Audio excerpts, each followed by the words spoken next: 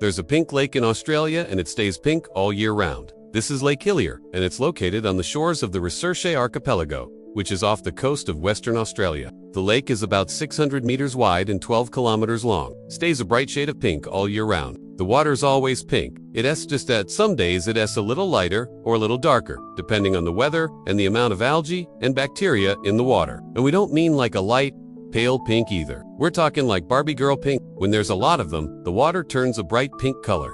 And even though they can't be seen with the naked eye, their numbers can reach up to 300,000 per milliliter of water.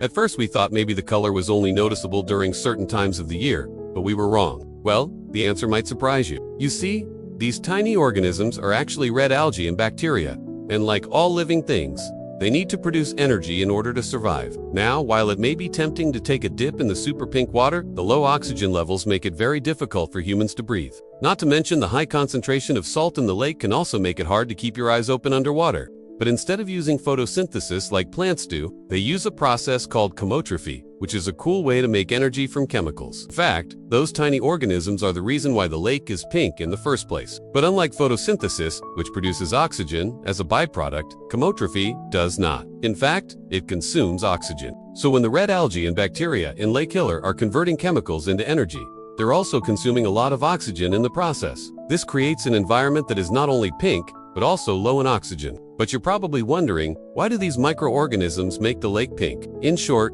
chemotrophy is when bacteria convert chemicals into energy. And that's why you'll often see signs warning people not to swim in the lake. Even though Lake Hillier may not be the most inviting body of water, it's definitely one of the most colorful lakes in the world. Hey there, if you're enjoying the content and want to see more, don't forget to hit that subscribe button. It's free, and it really helps the channel grow. Plus, you'll never miss out on new uploads. Thanks for watching, and see you in the next video.